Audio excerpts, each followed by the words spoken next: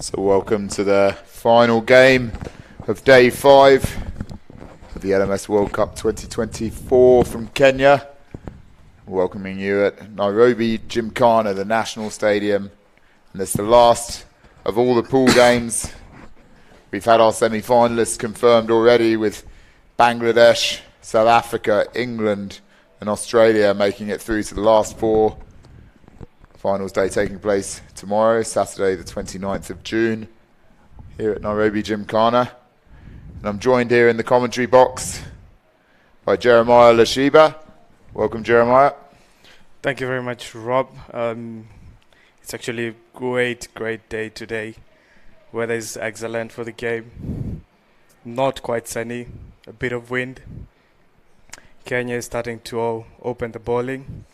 UAE facing up with a batting. Absolutely. So as Jeremiah says, we've got Kenya versus the UAE, both these sides in Pool B of the tournament.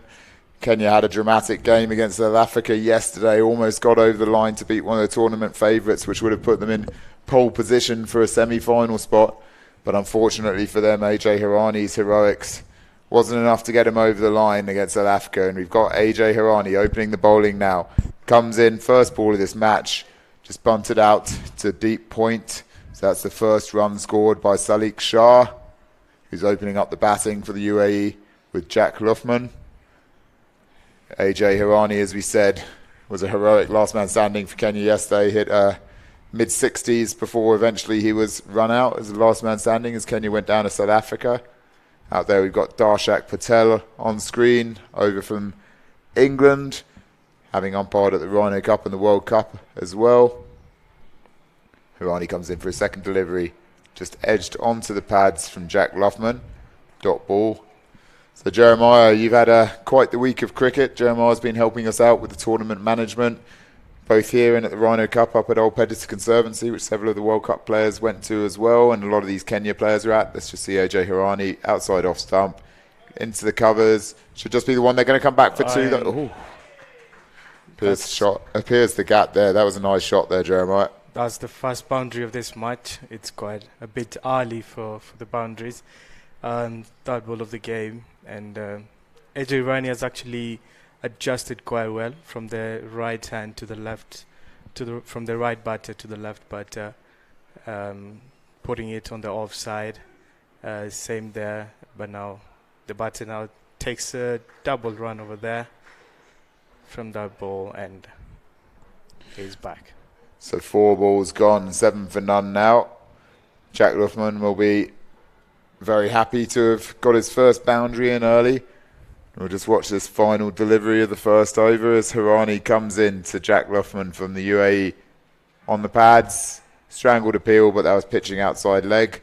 So 8 runs off the first over. And Jeremiah, so have you enjoyed the last week with all the different teams being here at Gymkhana and over at Simba Union from around the world, and you hosting the guys in your country? How's the week been? It's been really amazing to have these major teams coming to play here in Nairobi, having teams like Australia, England, with a couple experienced guys facing the Kenya Under-23 boys, who are actually from the East Africa Character Development Trust. That's actually a charity organization that's brought up these kids from underprivileged backgrounds, and getting them to play such a tournament and exposing them to the international pressures at such an early age is actually an advantage for them. We've seen a couple of interesting pace bowlers who are really quick in this tournament, and with the pitch that we're using in both Simba Union and here at Gymkhana. That's going to be another boundary there for the UAE. Dominic Wasonga puts it outside off stump. Slightly edgy from Jack Luffman there, but it's flown away down the third man for 4. So solid start here for the United Arab Emirates. All of these guys. Yeah, Dominic. That's let's see what he's going to do on the second ball there. That's a bit wide of a fast ball. With the speed he's using, went a bit fast. So Wasonga comes in outside off stump, hit into the offside. That's just going to be a single. So Dominic Wasonga is one of the East African Character Development Trust coaches that Jeremiah just alluded to, the terrific charity that's partnering with this tournament. It's great to see the engagement between the young Kenyans and these foreign players coming over. It's really been a fantastic week for connections being made from across countries, and Wasonga comes in, third ball of his first over, just pushed into the leg side from Salik Shah. Moves on to 2. Jeremiah, I know you've also been helping out with a few of the teams, taking them around Nairobi, seeing a few of the sites. Great for the guys to be seeing a bit of Kenya while they're at it. Must have been good fun with those teams this week. Yeah, the teams are very, very nice, and the kind of vibe that they're bringing to the country is really positive, and they're actually loving it here and everything that comes with the game and actually feeling the country, because most of them, they're actually in Africa for the first time, and it's really positive to see them enjoying the kind of weather, the people, and making interaction all over. And all this is done by the idea that we have a cricket tournament, and that is actually one of the things and benefits of sports in the nation and all through the world. Absolutely. So saying the end of the second over there, Wasonga completes his first over for 9 runs, 1 boundary in it. UAE with a solid start so far, 17 off the first 2 overs. So just look around the field now. The players involved, we've got William Dalton Hall making his debut for Kenya out there fielding. Member of the army here in Kenya. Jack Loughman on strike now, up against AJ Harani, who really is such an important player for Kenya, Jeremiah. AJ Harani has actually been very instrumental, and he's very well known for his tactics and his experience. He usually plays majorly mind games, and he's also a very big hitter.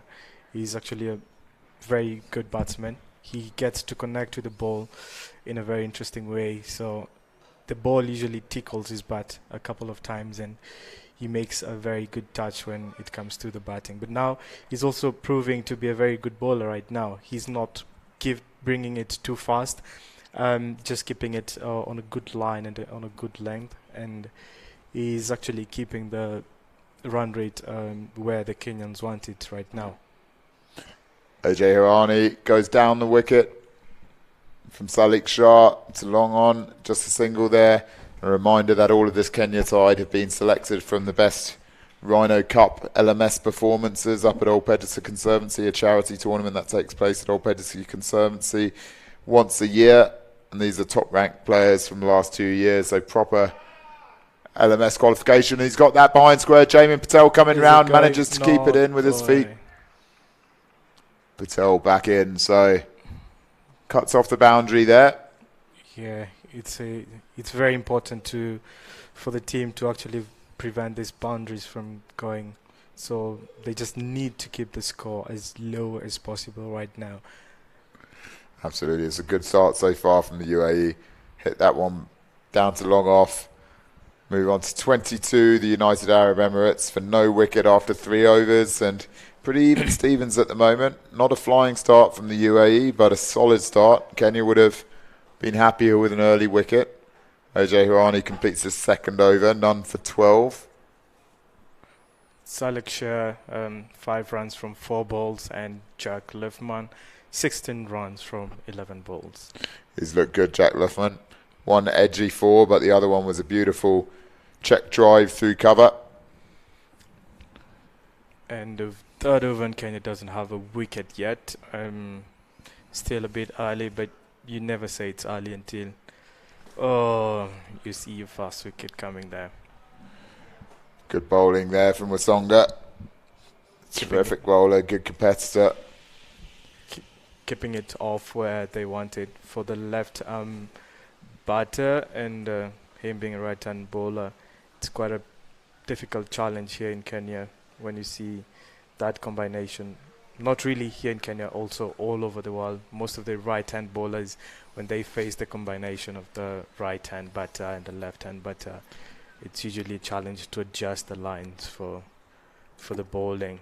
Absolutely. Wasonga's done it pretty well so far. He's been bowling good lines and does so again. Then maybe a bit too straight on the stumps. It goes out to Jamin Patel at deep square leg. So this United Arab Emirates side, they all are involved with the Dubai Wanderers Cricket Club over in the UAE and Dubai. Mixed bag of guys, but they're all terrific blokes and get on very well. They're led by Navalesh Naidu, who's originally from Durban. Sally Kachi, originally from Pakistan, but based in Dubai. That was a bit much on the fourth stump with he wanted to go for a big hit on that one. But now let's see what Dominic does with the mind game with this ball that is coming. End of the fourth over, he advances down the wicket, goes right through him. Good bowling there from Wasonga, and that brings an end to the fourth over. 2 tight overs from Dominic Wasonga, none for 10 so far, his figures. But that's the big figure, it's just 10 runs from 10 balls. It's a tight start here. UAE have had a good over or two earlier on, but Kenya bouncing back in that one. Only 1 run off that over from Wasonga. Salik Shah stepping out from the crease at this time of the over means how much they want to get the runs up right now. And Dominic Wasonga putting it to the body length there and missing the leg stump by an inch. It's quite... was an interesting over. They would have gotten a couple of boundary there, but yeah, we haven't seen much of a big hitting from that over. But now change of bowler coming in. Absolutely. So who do we have? This is Captain William Dalton Hall of the British Army. The British Army, tremendous supporters of the Rhino Cup charity tournaments up at Old Peddington Conservancy annually. They provide all the tentage, logistics, support there. A fantastic effort from the British Army, and they've supported the Rhino Cup for many years now. All of that tournament in aid of rhino conservation and the charity beneficiary that we're also supporting here, the East Africa Character Development Trust. Wonderful cricket tournament in the bush, and he's had some amazing performances there over the years. He's a medium pace bowler but a big hitting batsman, so he'll be one of the X Factor players in the Kenya side with the bat later on. Shubham Jadhav, the keeper, with a helmet on, coming up to the stumps. So Captain Dalton Hall's first ball in a Kenya shirt.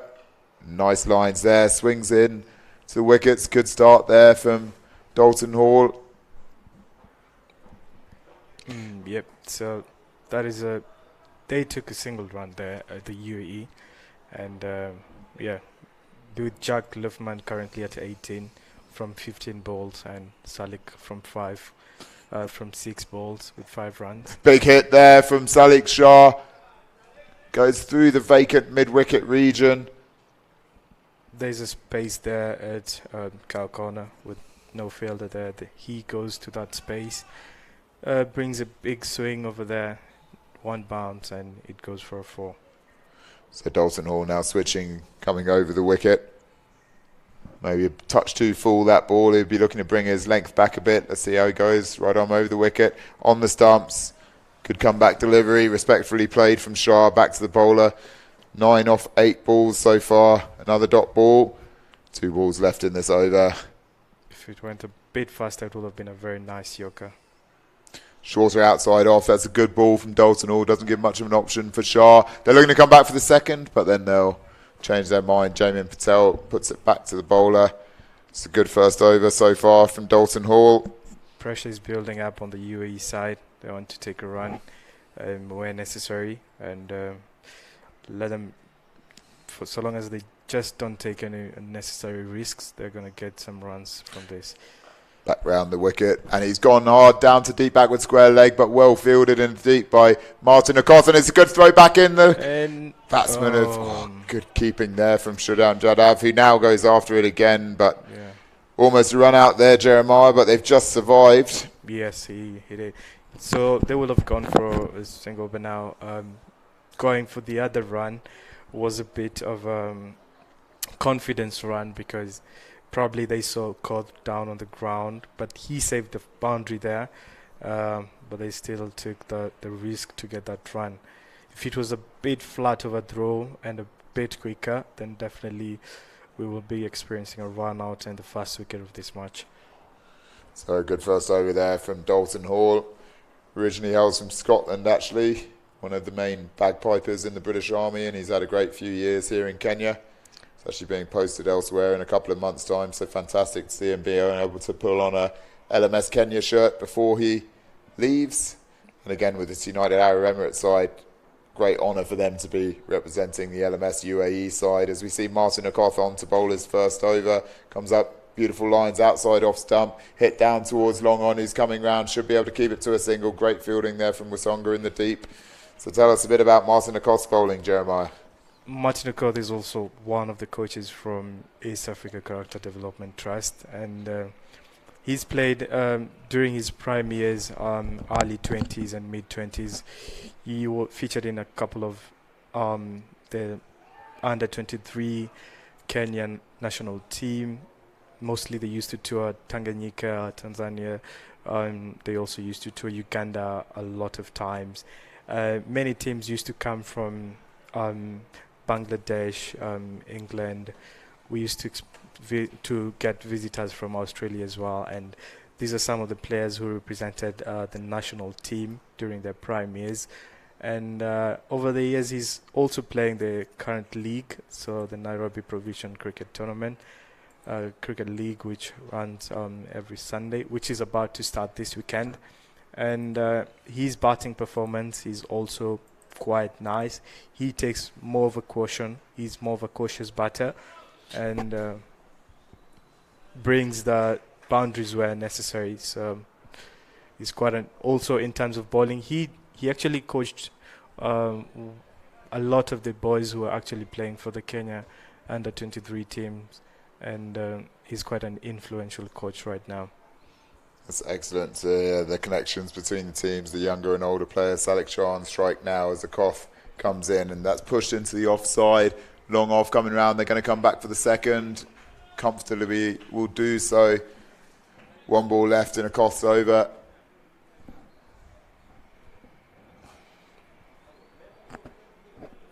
So for field setting, we've got a man on the 45 behind point, not quite on the boundary.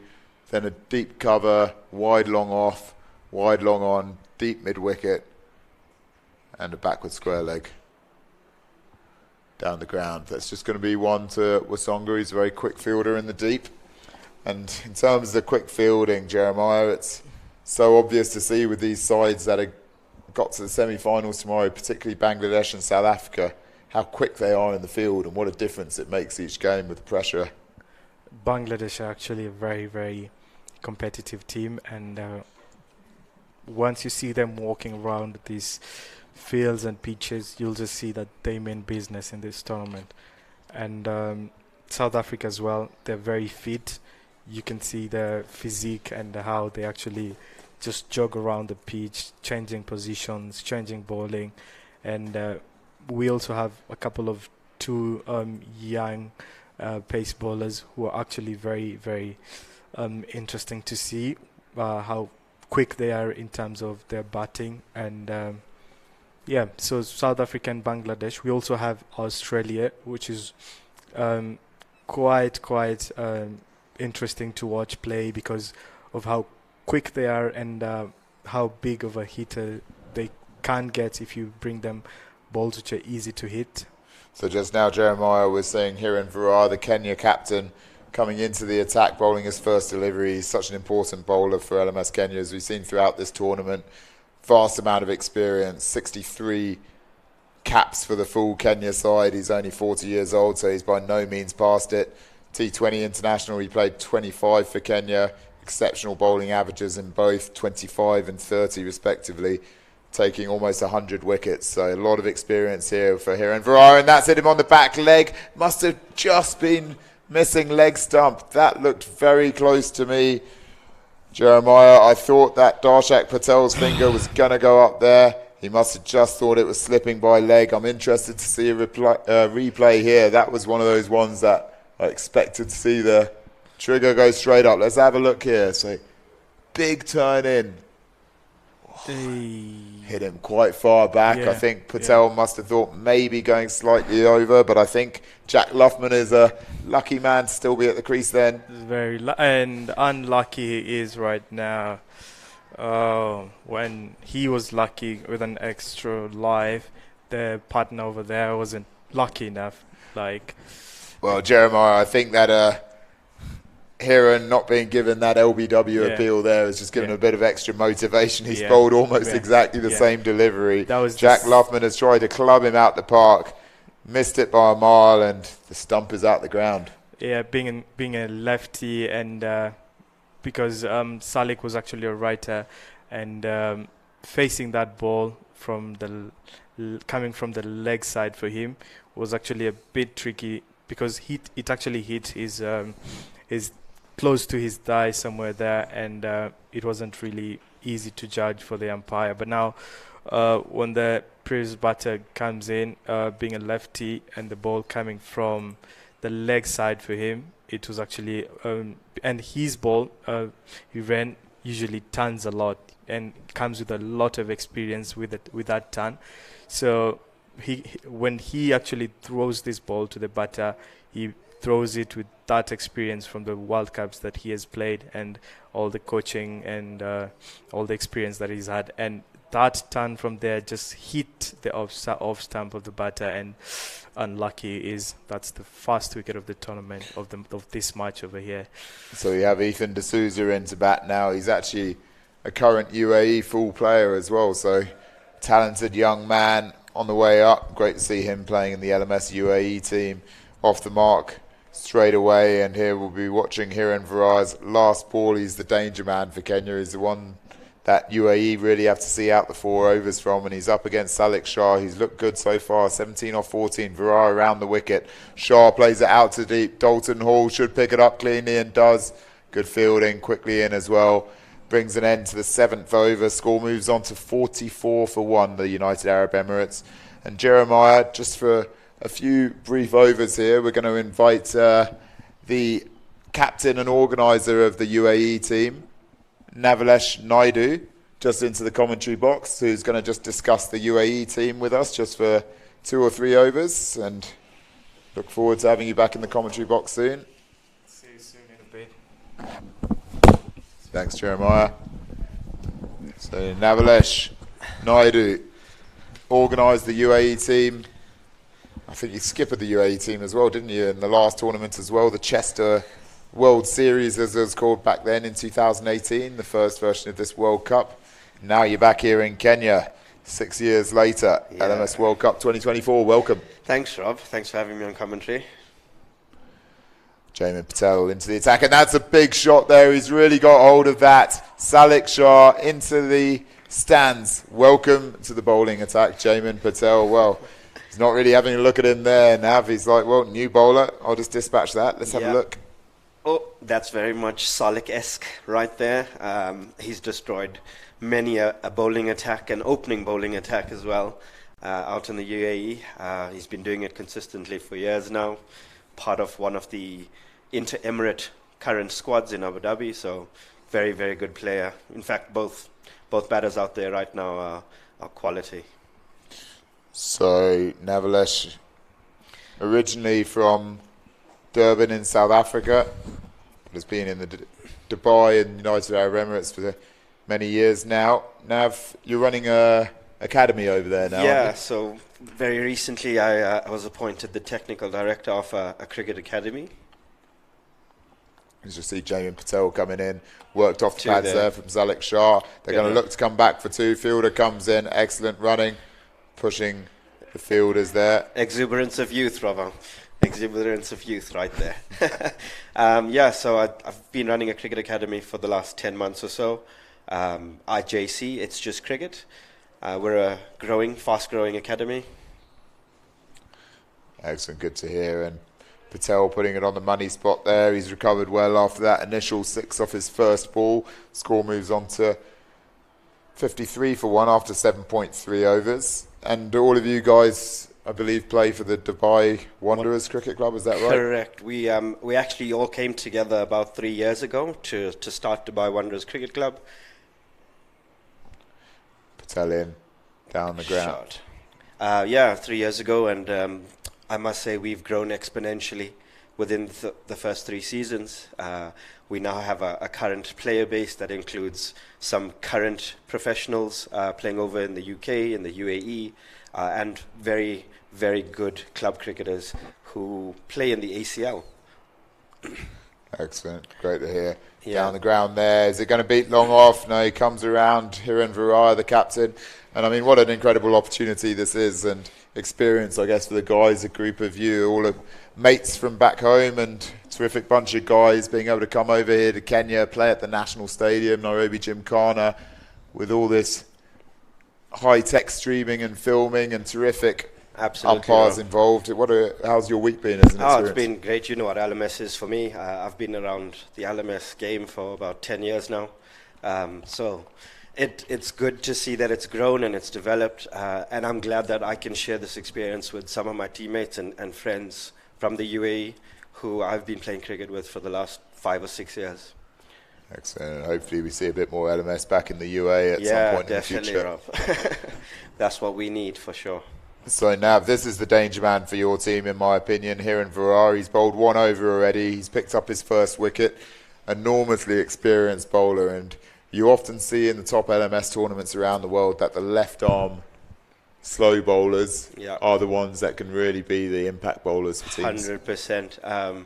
Left arm, anything in LMS is very highly rated.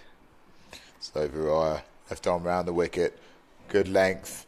Salik Shah knows that he's the danger man. I think they'll be happy to just target him for singles and try and get twos, maybe try and force an occasional ball in the gap, but I don't think that we're going to see these batsmen try to attack Varaya the same way as they do the other bowlers. Were you in our team meeting, Rob? So Seems you have all our facts written down on paper. Is that what you were saying, or did you say that you were going to blast the ex-Kenya international captain out the park? Oh, that is an unbelievable delivery. He's really finding excellent rip from outside the line there. 100%. That one turned in a good foot to take out middle and off. Let's just have a look at this. Almost pitched in the same spot as before. Nice flight, and then just rips right in, hits the top of middle and off. That's a classic delivery. Unreal delivery from the left armer. He was very disappointed going into this tournament here in Varaya with the bowling attack options that he had in the Kenya team. As I say, let's just have another look at this perfect delivery. One of the balls of the tournament, I think. Has to be. Absolutely has to be. And it's no mug that he bowled out, just then. Ethan D'Souza, a current United Arab Emirates rep player. Yep, he made his national debut at the age of 17. He is going into his second year of UAE under-19 cricket at the Asia Cup in Bangladesh soon. But yeah, pretty much as a fully fledged contracted player out in the UAE now. Wow, so there you go, a quality player. Well, international versus international. Yeah, then, you know, absolutely. The old wily Kenya ex-captain taking out the young gun from UAE. Yeah. But what Hiren Varaya was saying, and rightly so, is where these guys are qualified, the Rhino Cup up at Old Bedford, is dominated by medium paces. It's a T10 social tournament. Doesn't get much turn on the pitches up there, so everyone generally bowls pace or mediums, which means that all the guys high up in the rankings were all the medium pacers. Okay. And he was insistent that these early season pitches in Nairobi would hold and turn and be slow. And he's been dead right throughout the tournament. We've seen the spinners are incredibly difficult to get away. They are. Even though South Africa against us had a predominantly seam attack, they hit areas on the track that really assisted their bowling. Their lines and lengths were impeccable. We've got now Abdullah Kayani at the crease. Can you tell us a little bit about him? Yeah, Abdullah is another one of our Dubai Wanderers superstars. Farrar comes in, flies it up there. Another beautiful delivery. Wow, this is only 1 wicket in that over, but for me that was one of the overs of the tournament. We saw some prodigious turn, and then we saw the ones that went straight on. That's an exhibition in slow left arm bowling. Absolutely. Getting back to Abdullah, Rob, he is in our first team at Dubai Wanderers. He also plays for one of the representative Emirates teams. I think it's Dubai Reds. And both him and Salik are actually best friends, but play in opposition rival teams back in the UAE. But also very handy with the bat and unbelievably skilled as a left arm spinner as well. So Jamie Patel back into his act for his second over.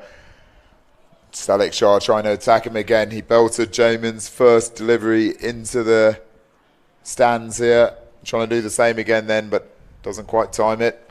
Maybe we should be looking to consolidate for a few balls here, Rob. Just having lost a big wicket of Ethan, and obviously with Aaron. So Patel comes in, second delivery of his second over. Shorter, well played, down towards square leg, but it won't go all the way. Good running. Srinivas returns the ball in. Yeah. So I believe both these batsmen are originally from Pakistan, are they? Yes, born in Pakistan and now live in the UAE for quite some time. Have spent time as well in other parts of the world, completing degrees and furthering education. But for the last 8 to 10 years, I think we've all pretty much been in the UAE now. Martin Akoth comes round in the deep. The batsman tried to come back to. It's gone to the keeper's end. Quicker throw in or a harder throw in. Could have been a chance there, but good running, good urgency from these two best friends. 2 balls left until the halfway turning point. When you look at their score, 2 wickets down at around 60, I'd say you'd be, if not happy, you'd be content with that, wouldn't you, Nav, as a starting point? I would be, considering how we've batted in the last few games, or actually the first and third game. I'd say this is a solid foundation for the rest of the batters to come in and play a bit more freely and get us to possibly 150, 160, who knows. Game on. So Salek Shah looking very good here. He's 33 off 25 as he faces the last ball of the 10th over. Comes down the wicket. He hits it down there. It's not going to go. He screws off his bat, actually. Virendra Raya comes in, picks it up, and that's the end of the 10th over. Halfway through this first innings of United Arab Emirates against LMS Kenya. Salek Shah looking very well placed. 33 off 25. The UAE need him to go on here and retire. And then the rest of the batsmen can just be given the license to launch. They'll be looking, I reckon, what are you thinking, Nav? What's the target from here, about 150? Yeah, 150 I'd take, Rob. I'd take 150. Be a bonus, I think, anything more. But definitely competitive on this track with our bowling lineup. Brilliant. Well, thank you, Nav. Terrific talking to you, and good luck with the rest of the game. We look forward to seeing you out there bowling soon. And yeah, cheers, Rob. Have a good one. Thank you for having me, and have a good day. And you. So we look over there at the Australians who are mulling over their heavy defeat by South Africa just now. They'll have to bounce back in the morning. First thing, 9 a.m. game against Bangladesh. Jeremiah, we've got a cracking semi-finals day and finals day lined up tomorrow. First up, Bangladesh versus Australia at 9 a.m. followed at 11:30 by South Africa against England. Who's your pick from those 2 games? Actually, it's a good thing that England and Australia are not playing together on the semis, because if we had like India and England in this tournament, it will be a replica of what happened yesterday in the World Cup, in the T20 World Cup that is going on in USA, and so tomorrow probably. It's actually it's going to be a very, very interesting game to see Bangladesh and England play again. They faced off in a final in one of the tournaments in India a couple of years ago, and the Bangladeshi team, usually the England side sees them as a very serious team, and the England side are also quite experienced, and them getting to the semi-finals. I get the scores during that game is going to be very, very high. Or there are 2 options. It can be at the peak of it with very high scores, or at the same time. Has that gone? It's gone down to backward point. Does the ball go down there? No, we're going for the double play. So I didn't quite see that. So this is Martin Akoth back into the attack. First ball is second over. He gets the wicket. The important wicket of Salek Shah. Doesn't quite get hold of it. Cameraman thought that was going for 6. Didn't quite catch that. Nope. But it went to backward point and was safely pouched there by Prasant Srinivas. Martin Akoth takes his first wicket. Let's have a look from this angle. Ball goes up. Cameraman watching it. Comes in, safely taken by Srinivas, who was very unlucky yesterday, Jeremiah. In the Kenya vs South Africa game, he was looking good opening the batting for Kenya with Shubham Jadhav. They were chasing hard against South African target and then fell victim to the double play rule. The double play rule is quite very interesting to watch, and because those are some of the unique rules that we have in this LMS tournament, and it usually keeps you on the feet that a couple of things, and you don't really just get to run. You need to be aware at all times, even if the other side is out. You want to stay there, because if you're even a step away from the crease, then you're just gonna be out of the pitch, all of you, and that's really, really a big loss to the team when they lose 2 wickets at the same time. Especially the openers yesterday. It was a massive double play there, as we see Aaron Wright facing up his first ball. Hails from Ireland. Aaron Wright, Northern Ireland, near Belfast. He's been in Dubai almost 3 years now. Works with a sports tours business. He's a really good guy, and great to see him batting out there. As Jeremiah was saying, it was a hammer blow for these Kenyans, but they had 2 double plays yesterday against the South Africans, and I'm pretty sure that's going to be well in their mind today. I don't think we're going to be seeing a double play today, Jeremiah. Yeah, that's actually the first thing that's going to ring in their mind once one of the, let's say, 9 strikers is out, or the striker is out. Then the first thing that's going to be in their mind is the rule of the double play, because here in Kenya we haven't really experienced that, being one of the latest rules that we've had. So. Well, actually, on that note, Jeremiah, let's just watch Akoth come in here. So straight on the stumps, keeper will just pick that up, just a dot ball. And look at this, Jeremiah, also. You don't quite see the extent of it, because before these 10 balls, there was also another dot ball and a wicket. So Kenya really turning the screw now. When you look, dot, dot, 2-2, dot, 1, wicket, dot, 1, dot. So really putting the pressure on now after that initial burst by Salik Shah. Ball goes out to the deep there. They're going to come back for 2.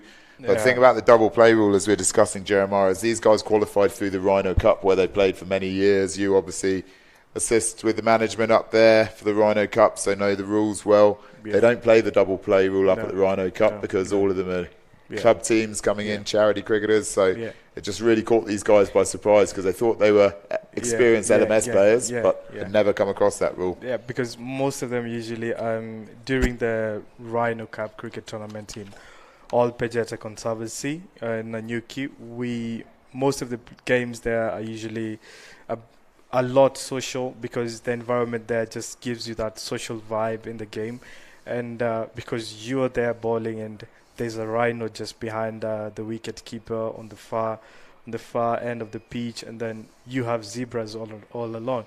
So it's usually... He's bowled in there. Look at this, Jeremiah. Aaron Wright tried to get expansive, edged the ball onto his own pads, and it's rolled back onto the wicket. Dominic Wasonga picks up his first wicket of the day. Let's just have a look at this. Foolish ball, inside edge. Unlucky there for Wright. Those are actually some of the wickets that as a batter you don't want to get out with, because it really haunts you for a while, because it's like you hit the bails yourself, not the bowler, and it's never, the game of cricket is usually unpredictable in terms of what usually comes up, in as much as you train in the nets, and in as much as you've played many games in your life. You don't train to actually avoid such things from happening.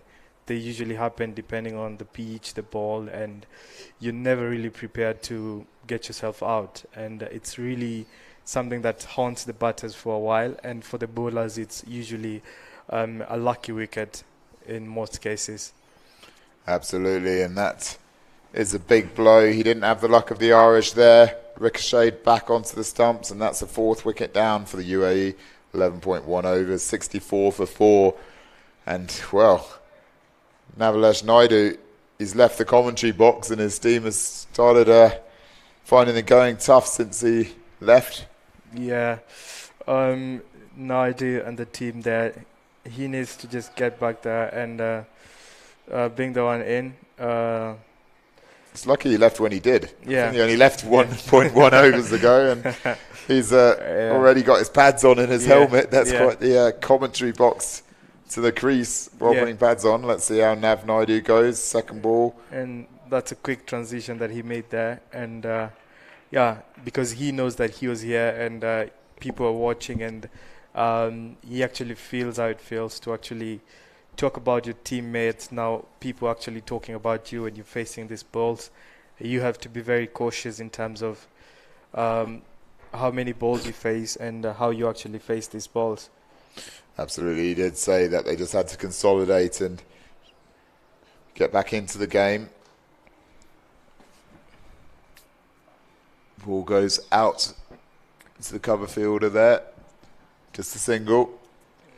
Be interesting to see who bowls next, Jeremiah. If I was Aaron Varara, I'd be tempted to bowl another over just to really try and turn the screw. He's looking so dangerous to play. He's got 2 overs left.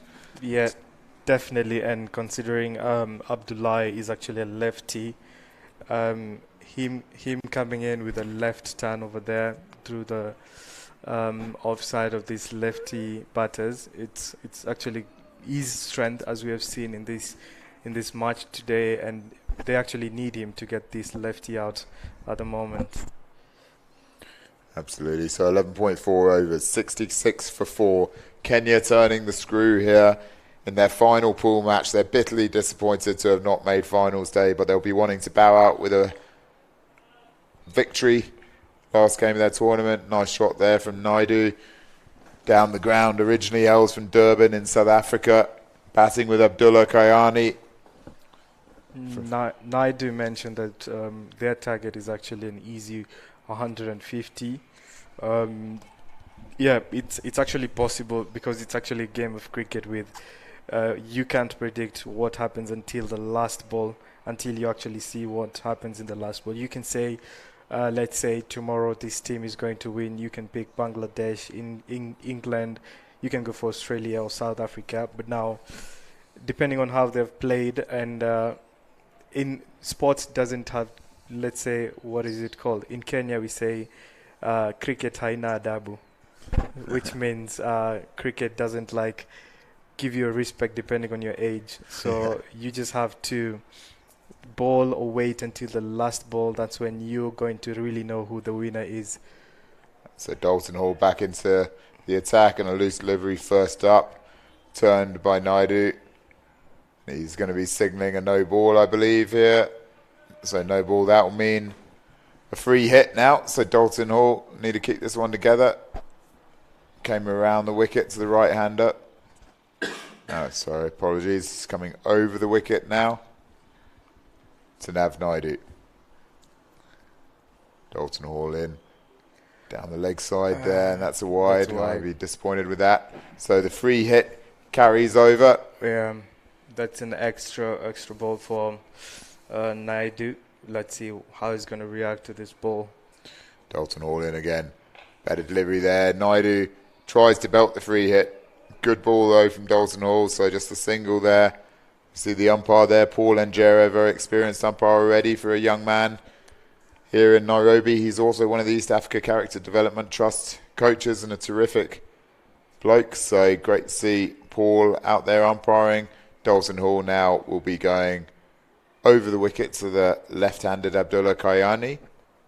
Comes in third ball of his second over. Hit down the ground, just too long on, so that will just be a single. So he's recovered well here, Dalton Hall, after his tough start to the over. Yeah. And Paul and Jerry is actually one of the best coaches here, and if he wasn't umpiring right now, he would actually have featured in the LMS Kenya team because he's actually also a very good batter, and he's got an interesting statistics in the LMS records. That was a good shot there from Navalesh Naidu. Jeremiah slipped down the leg side there, Dalton Hall. Naidu was onto it quickly. Lovely, fine sweep shot into the vacant fine leg region. Runs all the way to the boundary. So one ball left in Dalton Hall's second over. We're desperate for a wicket here at Nairobi Gymkhana, the national ground. He's up against Nav Naidu, who's just hit him for four leg buys. Ooh. That was a wide as well. Dalton Hall won't be happy with that. Yeah. Has he stumped him as well? Was that? Yeah. I think the wicket keeper did the square leg umpire call for it. Yeah. It's an interesting one here. Let's have a look at this replay. He's Dalton Hall down the leg side. Keeper takes it. Oh. Interesting one there. I Looked need like to half his see foot that. was in.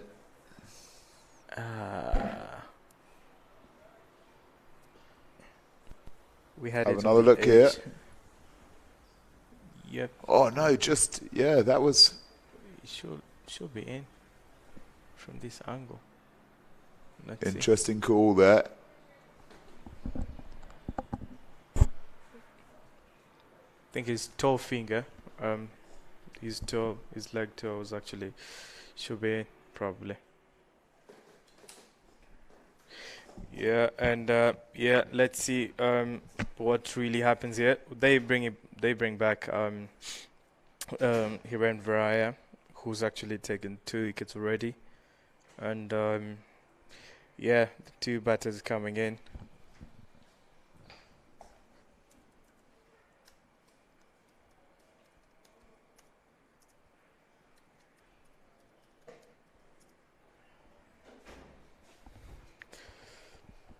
Yeah, they need another wicket from this over, and Hiren coming in with his full experience and all that. Farah comes into the attack, side of his 3rd over, fuller ball there, pushed down the ground by Abdullah Kayani.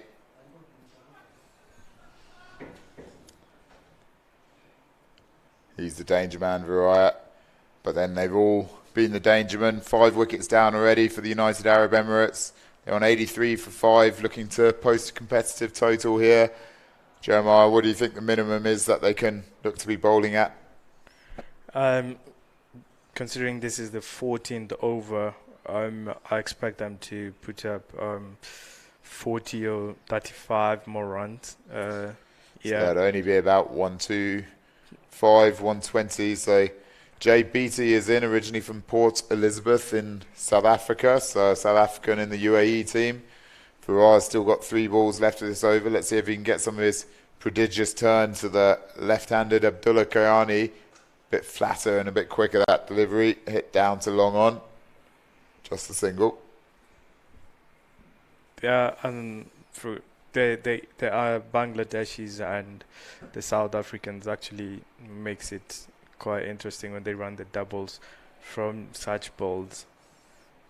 Varaya around the wicket. Finds that beautiful bowling from Hiren Varaya. Quick actions from the wicket keeper. Excellent keeper, Shubham Jadhav. Let's have a look at this. Big swing. Gets his foot back nicely. He was in. Last ball of Hiren Varaya's over. Left arm round the wicket, flights it up. Jay Beattie into the leg side. Dominic Wasonga tidying up in the field. So end of another good over from Hiren Varaya. He's only gone for 8 runs off his 3 overs. 2 wickets in there as well. So terrific bowling from him. Yeah, and the UAE have actually been cautious during this over, not to go for it, not to step out and all that.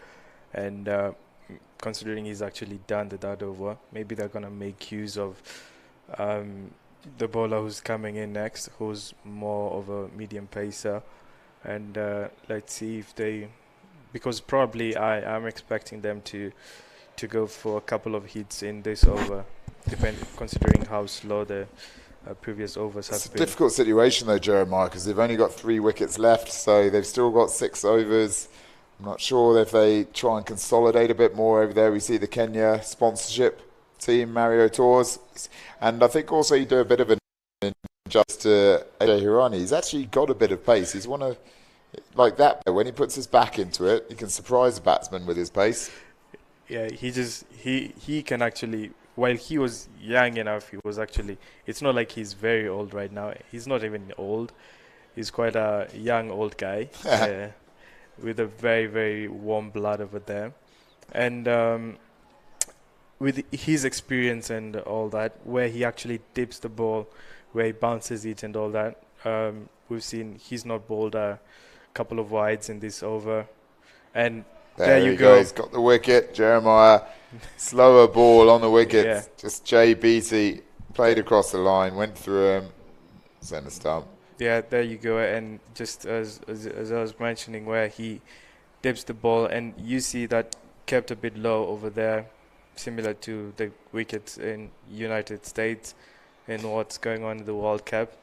I think that's also quite clever bowling, though, because Irani's seen that from other deliveries before. I think he's targeted that and bowled the slower ball, knowing that it's kept low. He did it earlier. He had bowled the first one fast. Yeah.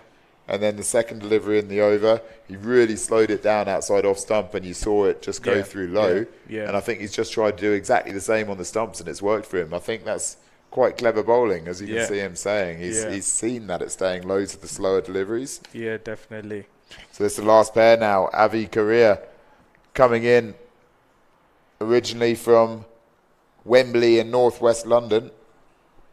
The last pair for United Arab Emirates now, and this is a good bowling performance from Kenya. They're looking well set to bow out of this tournament with a win.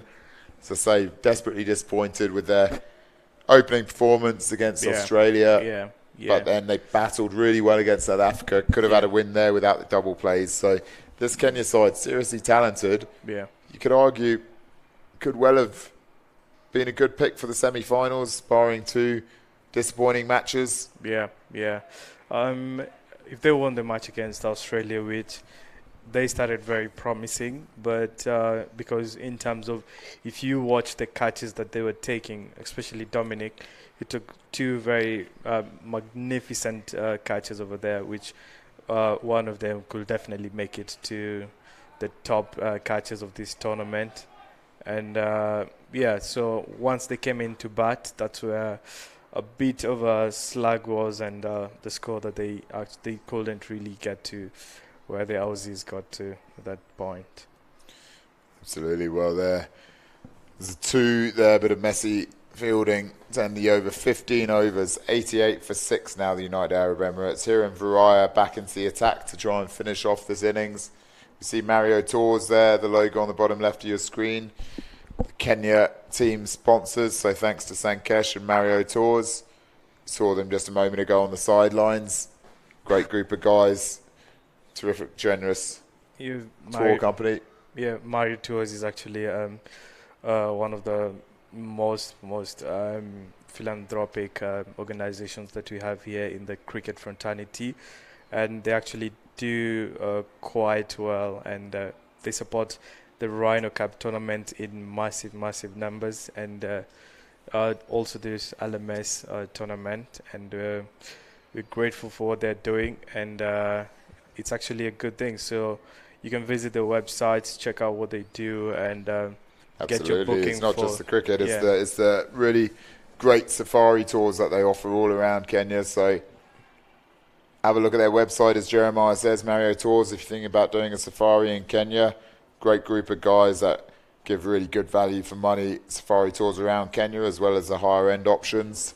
So thanks again to Mario Tours, and we see T20 Vision on there, the Australia team sponsor, along with Walker Corporation and Vape Mall from the Pakistan team sponsorship. Thanks to all of these sponsors that have been a terrific part of this tournament. We see Varaya bowling his last over now, coming around the wicket, flights it in, prodigious turn again there. Yeah.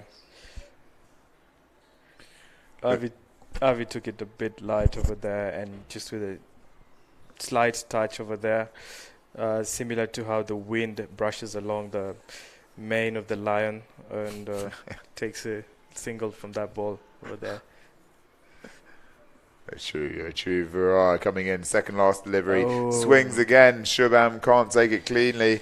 The bounce surprised him. He goes after it. Just a single there, though. So it's the last ball of a fantastic spell from Hiran Varaya, the former Kenya captain.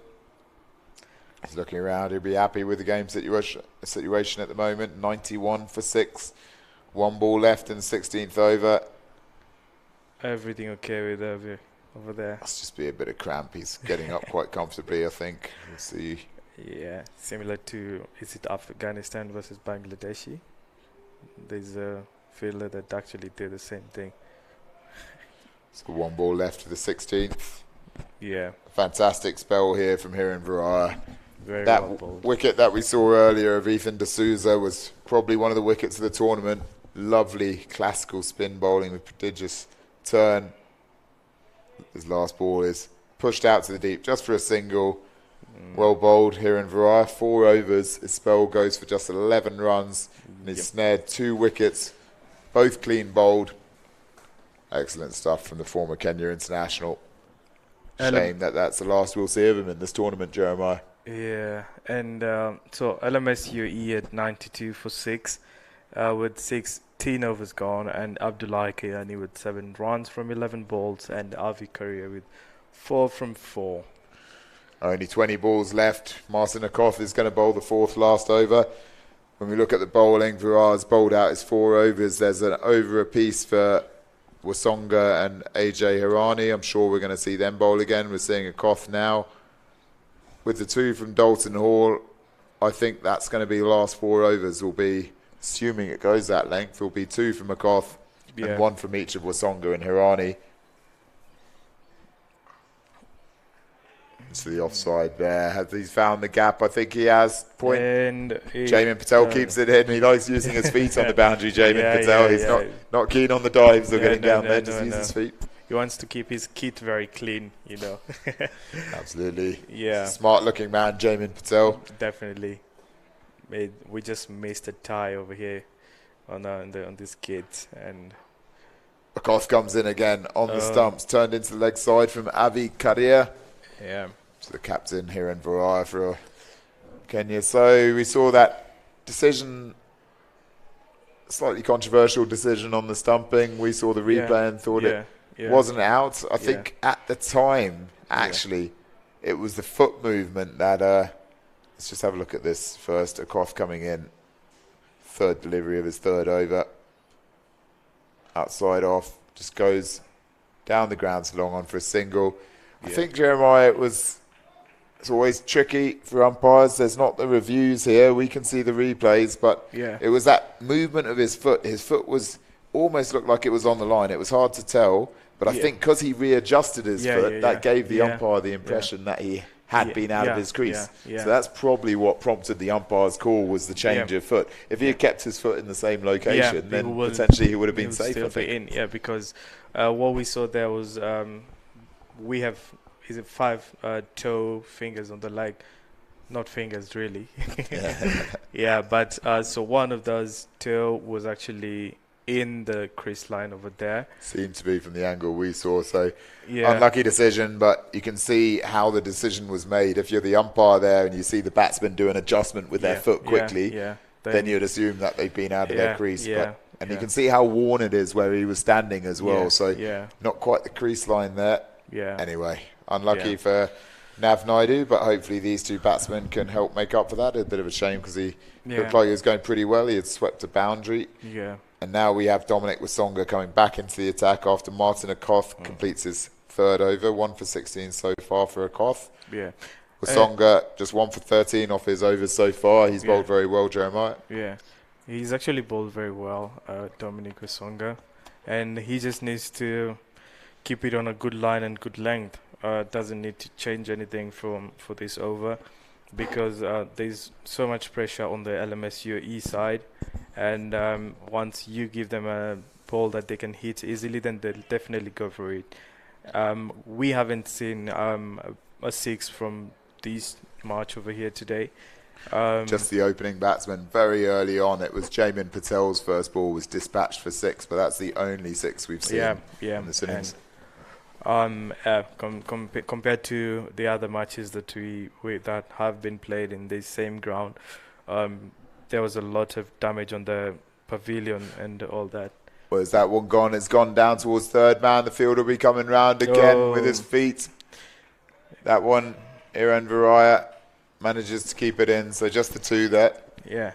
And actually the feet restricting the ball to go for the boundary using the feet has actually been used a couple of times in this match, and right now if that didn't work, we would actually be around somewhere around 116 or 120 from this match. So 100 for 6, 17.2 overs. Well hit into the gap. It's going to go through the covers. Surely that's registered manager, and it has. William Dalton-Hall can't get round to it. Neither can AJ Hirani. Lovely shot. Saw this. Smashed a beautiful cut shot there. Good power from Abdullah Kayani. It's a very good cut shot that made use of that space that was left over there. And no feet or diving could actually save that ball from going. Dominic Wasonga comes in again. Fourth delivery of his last over. That one goes down Full the ground, toss. and he's found the gap again. That's a full toss, and it's a bad ball, which they don't want to be bowling right now. And the UAE have actually made their second boundary in a row right now. And the score is 108 for 6 in the 18th over, with Abdullah at 18 runs from 16 balls and Avi Karia with 9 runs from 8 balls. So Abdullah Kayani up against Wasong again. Chops that one away, just comes off the edge of his bat. So single to end a productive over there for United Arab Emirates. Kayani moving from, he was 8 off 13 balls, and he's now moved on to 19 off 17 balls. So Kayani getting going at the end of this innings, which is what the UAE require.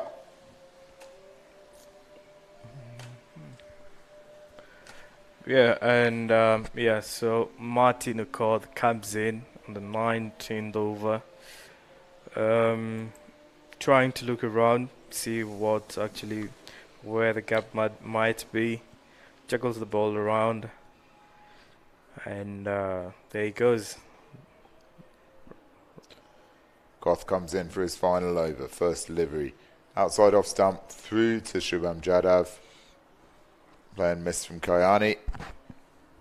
It's a decent last pairing though here. They've batted well together. Could have been all over for the UAE when the 6th wicket went down. They only had 2 left, but they've taken the score on considerably. Another play and miss. Good lines there from Martin Akoth. Definitely good lines over there. And it's quite a bit wide for Abdullah, who's trying to reach it out, and because he's expecting most of the balls to come straight to his leg and maybe close to, because he's actually standing on the leg stump, and Martin Accord is, see now he goes to the 4th stump, stands there and smacks the ball, goes all the way to Thompson Hall in the deep there at extra cover. Yeah. They've actually not got a straight long off, which is how he got that boundary last over. They've got a deep extra cover and a deep cover point out there. Yeah. So the right-handed batsman now, Avi Karia on strike. Hits it to the leg side. That'll just be a single to Hiran Virar at square leg. Coming to the end of this first innings, and UAE have battled well here after the loss of their 6th wicket. It was looking quite dodgy, but they managed to get up to 111. Yeah. 6 deliveries remaining. They'll be hoping to use those to get about 15 runs, so they could be up to the mid-120s here at the end. Yeah. Not if that happens, Jeremiah. Not if that happens. Martin Akoth, last ball of his spell. Yeah. Beautiful delivery. Bit quicker. Took the batsman by surprise. Yeah. Abdullah Kayani departs for a valiant 20. Trying to go across the line. Beautiful delivery. And as you can see, the previous balls, Abdullah was standing close to. He actually picked the leg stump, but now with Martin putting most of the balls on the 4th stump on his offside, he actually moved in to pick the middle stump, which now Martin Accord changed his tactics to away from the 4th stump and a bit wider from the offside, all the way to the middle stump, which actually makes him hit that stump quite easily with a straighter ball that bounces quite easily. Absolutely. So just 1 over left and 1 batsman left. Avi Karia, the last man standing. So he can only hit 2s and boundaries. He can't run a 1. Has to be run out at the keeper's end. AJ Hirani to bowl the last over for Kenya. Oh, Karia walks away. And is that going to anger Hirani? Are we going to see a bit more pace in this delivery? It's actually more psychological play over there, where the batter just moves back and frustrates the bowler. Hirani tries to come in again. Full delivery. Korea hits it out to leg side. He's going to get 2. Well placed there from Avi Korea. Good Yeah. start to his last man standing innings, which will only last this over, but at least starts with the 2. Yeah, and this is actually one of the unique rules that we have here at last man standing, where we play up to the last man who actually remains. We don't just so with the normal cricket rules, we have once you're at the 10th wicket, then the last person can't play alone. But here in last man standing, the last batter can actually play alone. But now the rules are they have to get Like, for 2 example, runs. there, Jeremiah, he hit it out to the deep, which would have been an easy single normally, but he Yeah. couldn't even go for the run because he's got to get back for 2 to get any runs. So Yeah, no yeah. singles, so he chose to stay. He's got 2 deliveries left to try and make it count. Harani comes in, advanced down the wicket. That's a good-looking shot to deep, but it doesn't clear long off, and that is the end of the UAE innings. AJ Harani picks up his 2nd wicket and the 8th wicket of the United Arab Emirates LMS side. They're dismissed for 113. He advanced. He needed to go for it. Didn't get quite enough on it. Hit it quite well, but long off was there. Dominic Wasonga, I think it was in the deep, pouched him easily. With 1 ball to spare, the United Arab Emirates LMS side have been bowled out for 113. And Jeremiah, it looks like Kenya in the box seat here for chasing down this target and winning this game.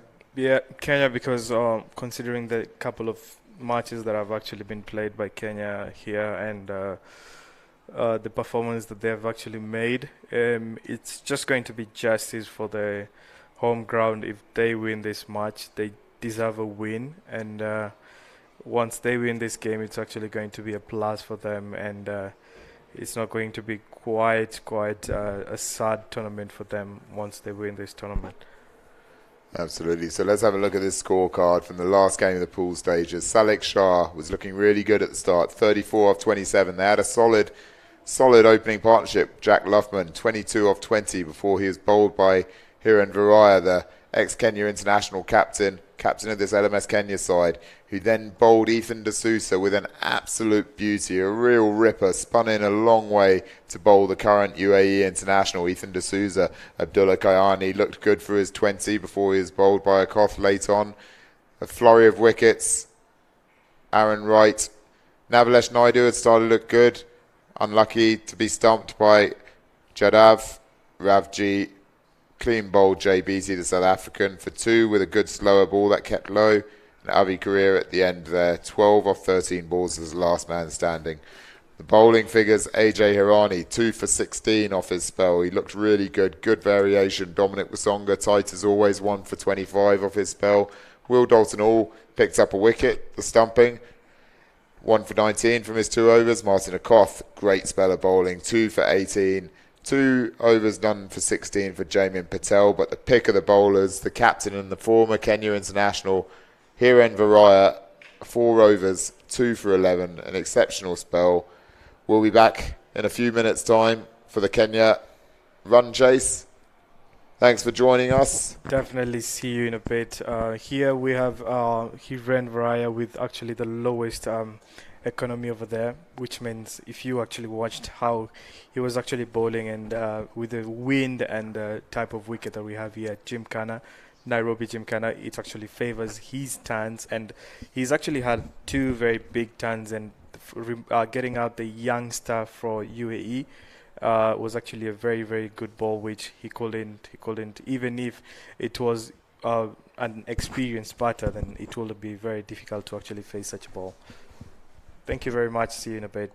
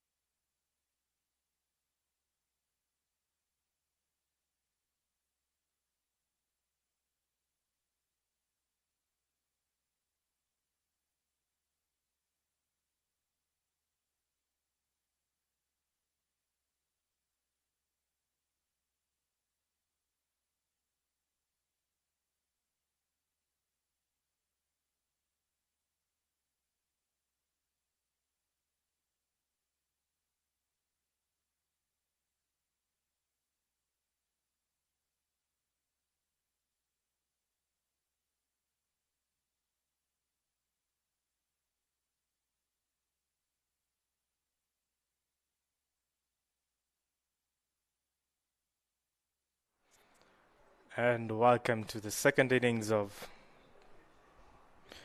the LMS UAE versus Kenya, LMS Kenya team here at Nairobi, Gymkhana ground here in this side road, almost close to Ngara, close to the CBD.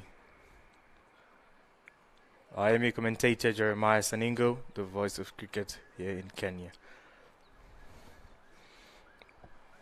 Kenya requires 114 to win, with LMS UAE and LMS Kenya facing off here with Jadav opening up the batting.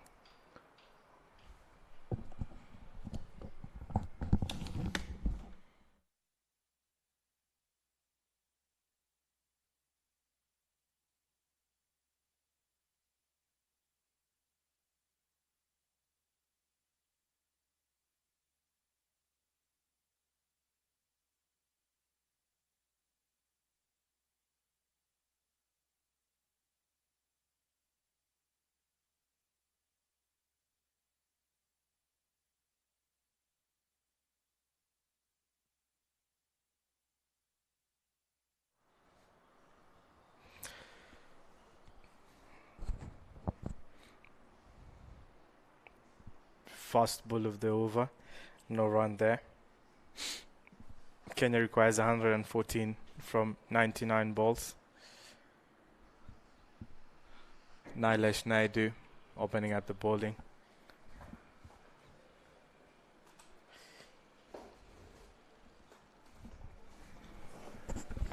So Naidu, the captain, for a second delivery. Pushed out into deep from Prasant Srinivas. He'll be determined to make up for his lapse of concentration yesterday with his double play. Shubham Jadav and Prasant Srinivas were looking so good against South Africa as an opening pair before Jadav was caught in the deep. Quick reactions from the South African Juandre as he took a blinding catch and then was straight up, hurled the ball into the bowler's end. For those of you that don't know the double play rule, the non-striker can be run out on the same delivery as a catch. Great bowling there from Navalesh Naidu. Inside edge from Shubham Jadav. Is it going? Yeah, it does. Well, that was a lucky boundary there for Jadav. Excellent delivery from Nav. Could have gone on to the stumps, but instead it somehow had enough pace to run all the way down to the boundary. Vacant region there. So if we look at this field now to the right-handed openers from Kenya, we've got a deep backward point, a deep cover point, long off, wide long on, deep mid-wicket and deep backward square leg. Just a one there for the Kenyans. The skies are opening up almost 1 or 2 degrees warmer than the first innings. So Kenya will be confident of this run chase. Fifth ball of the over. Kenya requires 108 of 96 balls with Shubham Jadav 5 runs. What a ball from Naidu. Hits the seam beautifully and moves away. And Prasad Srinivas 2 runs from 3 balls. End of the first over. LMS Kenya 7 against the United Arab Emirates LMS side. Target is only 114. So it should be comfortable for the Kenyans unless they lose wickets. They'll be wanting to bow out on a high, but so will the United Arab Emirates. Both sides picked up wins against Singapore in the group stages, but then also both sides fell at the hands of South Africa and Australia, which led to those two teams' advancement to the semi-final stages. Yeah, Kenya should actually get to this score quite easily, but as mentioned earlier, cricket is quite an interesting game, and you never really know what happens until the last ball is bowled of the match. So here we are, second over of the match, 7 runs already scored. So Kenya requires 107 of 95 balls.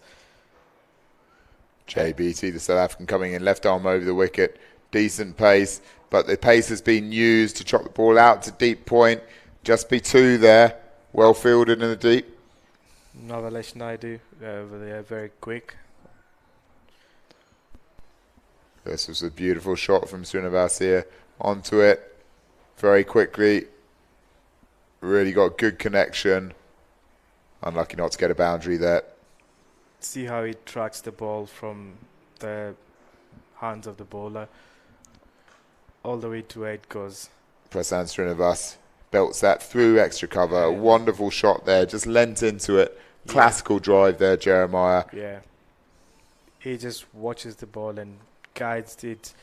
Just look at how his head actually looks at the ball, and then all the way down and all the way to where it's going with a nice drive over there with a good twist of the arm over there, which drives the ball all the way to the boundary. Wonderful batting from Prasanth Srinivas. Score moves on to 13 runs after 1.2 overs. Again, cracks it out there. I don't think that one's going to go all the way. No. Fielded by Ethan D'Souza, just a single. It's getting a bit brighter and a bit warmer as each ball.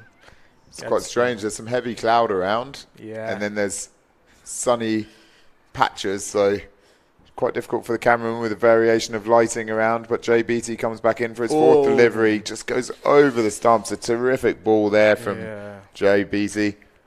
Very unlucky not to have picked up the big wicket of Shubham Jadhav. Yeah. This is a very big wicket they need to have right now. Let's have a look at this. Comes in. How much over did this go? Advanced down, missed it. Just an inch or two over the stumps. Yeah. He actually walked towards it. It's pretty early to do that, but as mentioned, you never know what happens. It's a game of cricket. Yeah, so now he stays on the stumps, taps it, and then goes to close to point there, and then takes a single from that ball. So that's the end of the second over for LMS Kenya. 15 runs for no wickets. Kenya requires 99 of 90 balls, with Shubham Jadhav with 6 from 4 balls and Prasanth Srinivas with 9 from 6 balls. Current score is 15 from 2 overs with no wicket down. So we'll see Navalesh Naidu back into the attack. Great first over. His figures don't do it justice. 4 of those 7 runs were a very fortuitous Chinese cut edge. That should have been a wicket. Naidu comes in on the pads. Just manages to get it off down to the backward square boundary off his legs. Shubham Jadhav moves on to 10 off 5 balls. Yeah, that's another boundary. We have a boundary in every over, and which is becoming a bit expensive for the LMS UAE, and Kenyans are trying to utilize and make use of every single opportunity that they can get to get these boundaries. That's a lovely touch over there. Absolutely. Shubham Jadhav, a serious batsman, that's for sure. He actually made his LMS debut in India last year for the Orlando Scorpion Titans in the India Super Series, where he starred with the bat, scores of 43, 32 and a 151 off just 16 balls last year in India and Delhi. So we just see Naidu comes in, slower ball, played across the line by Srinivas out to mid-wicket, just a single. And then for Mario Tours last year at the Rhino Cup, where they emerged victorious, he was one of the batsmen of the tournament. This year, also played for Mario Tours at the Rhino Cup before making his Kenya debut. So start 1.5 years into hopefully a long LMS career for Jadhav. Lovely shot. Good catch over there. Out to the deep. And Navalesh is trying. The ball before that was a bit over slower ball, and it was more of a full toss, which the batter wasn't really. If it came a bit faster, then it would have gone for a boundary. But considering that it came a bit slower, then it was easy to take that single from there. And does it go for another boundary there from that ball? Yes, it does. And just a touch edge, it adds the bat, and another boundary from Prasanth Srinivas. It goes all the way bit by bit. There's no fielder there. The fielder was actually quite a distance from there, and he wasn't expecting that ball to go all the way. 3 overs gone, so Naidu goes for 2 boundaries off his second over, none for 18 now for him. 3 overs, 26 for none. LMS Kenya looking comfortable. New bowler coming into the attack. I think it's Avi Maria. The LMS tournament here in Kenya is quite interesting. You can visit our website, visit our YouTube channel, visit our social medias, Facebook, Instagram. And one of the things that stands out in this tournament is here in Kenya, we have a unique annual tournament that happens in the Conservancy, where the matches are, lovely touch over there by Shubham Jadhav, and it goes all the way for a boundary. This is actually a good batting. That's a very, very excellent touch. Over there, it just directs it. Just look at it and how much it goes. Yes, and it goes up. There's nobody there. And yeah, we have all our sponsors over there, East Africa, all the way to Moria Inc. and East Africa Character Development Trust. Yeah, so we have our annual tournament that happens in the Old Pajeta Conservancy, where it's quite unique and one of a kind in the world, with matches happening in the middle of the Conservancy, tents around, and in between the matches we have the spectators as rhinos, giraffes, antelopes and gazelles, all the way to zebras. It's actually usually a very, very nice view. It's a fantastic place to play cricket. I mean, truly unique in the world with the big wildlife all around it.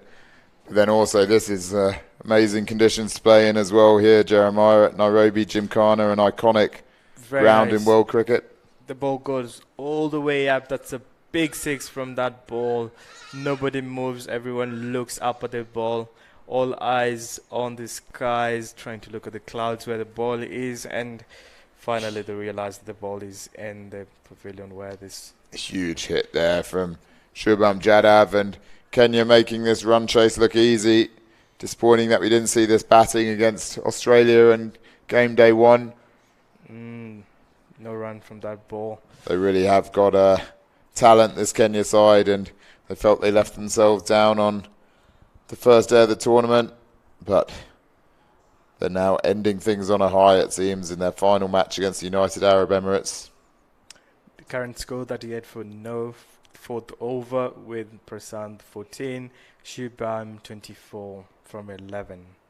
Is that going to go for another ball? It does go for another boundary. This is actually a quick chase here we're having from Kenya. Will these two people, Prasant and Shubham, get this game to the end by themselves? But definitely one has to retire once they get to the score of 50 runs. But if they get to 50-50 with an extras, then definitely we are capable. Umpire signaling end of power play. Quite well utilized by the Kenyans over there. 42 for none after 4 overs. Kenya going really well here. Shubham Jadhav really opening up now. That over, he hit 2 4s, a 6 and a 2. So really accelerating. 16 off the over. Kenya looking very good at the moment. But yeah, with the All Pajetia Conservancy, where with the tournament, funds are raised to help protect the last 2 northern white rhino species that are left in the entire world. So 2024-2025 is the year for you to come to All Pajeta and visit and experience, have a feel, and get more information about what is really unique about this 2 species of rhino that's remaining. We had the last male standing rhino cup that usually happens at the Conservancy, where we had so the last 2 remaining rhinos, northern white rhinos, are female. Watch that over there, and he's back. Yeah, so the last male named Sudan Just hit out there to the deep, Jeremiah. That's another terrific shot from Hassan Srinivas. He's also motoring now. Abdullah Kayani's second delivery cut away beautifully through backward points. Yeah, as you say, it's not just about the last two Northern White Rhinos, the females, as you say. It's also the other 200 rhinos on the Conservancy. Most of these Kenyan side, or all of the Kenyan side, have been selected from that tournament over the last couple of years. Meanwhile, the United Arab Emirates team, they all play for the same cricket club, Dubai Wanderers, over in the United Arab Emirates. Great to see them here at this tournament, and hopefully kickstarts a lot of LMS cricket back their ways in the UAE. Fantastic to have them involved, as all the teams in this tournament. Really great to have this tournament held here in Kenya. That's a big shot from Shubham, but it doesn't go. There's a good fielding over there. Left-hand throw all the way. They took a single. Kenya 47 for 48 for no. Fifth over going on right now with Prasant with 19 runs from 11 balls and Shubham 29 from that 10 balls. That's all. That's a no run over there. And end of the fifth over. Kenya looking good, 48 for none. Chasing 66 more runs. They've got 75 balls to do it. This match looking like it's only going one way.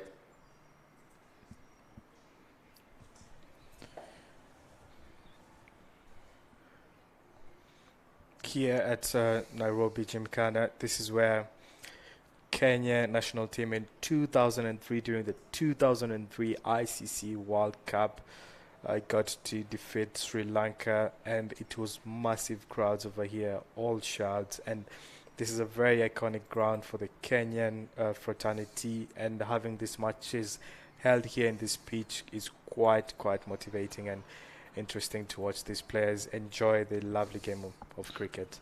Absolutely. It's a fantastic opportunity for all these LMS players to play at an iconic world ground, and one that many people remember from Champions Trophy and World Cup matches. Fantastic effort from Nairobi Gymkhana. Hosting, and a big six there from Shirwan Jadhav. He's really getting going now. Moves on to 35 off 14 deliveries. He's enjoying himself out there, Jeremiah. Definitely. He's actually having fun over there, swinging his bat, bringing up his techniques and his experience, and he's making use of the balls that he's getting. So, and also the spaces that are actually left. Let's see what he does there. And just as I mentioned, he's making use of these spaces that are there, considering the fielders are actually 8 compared to the normal 11 fielders in the field. He's actually watching the ground, seeing where these spaces are, and depending on how the ball has come, either straight shot or cut shot or pull shot, that's what he's doing right now. Pulled a nice sweep shot over there. So Avi Korea, steps out. Does it go up all the way? It's a nice. Tough. I have no idea. It's a great catch here in the deep, but the momentum took him back over the boundary. So Jadhav picks up another 6, moves on to 45 off 16 deliveries. Let's have a look at this, Jeremiah. It goes up high. Naidu placed well on the boundary. Picked the ball well against the white clouds. Excellent catch. Just couldn't keep his momentum going. Yeah, that was one leg up and one leg down on the line. Would have been a very good catch and a very important wicket for the LMS UAE in this match. So one ball left in Avi Korea's second over. Taking a bit of tap, 32 runs off his 9 balls so far. He's been targeted by Shubham Jadhav. Last ball round the wicket. Jadhav, bit flatter, better ball. That was actually a good ball. A good ball from Avi over there.